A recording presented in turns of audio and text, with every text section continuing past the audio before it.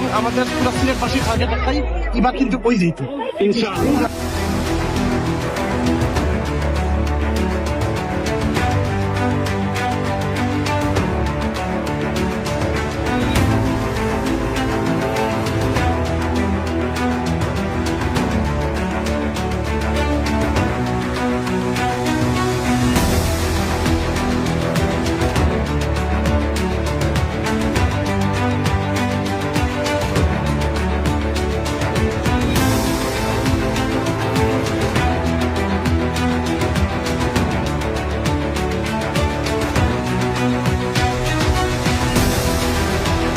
করেন যে সিলেটে বিপিএল জয়ের ছিনিয়ে আনতে পারবেন?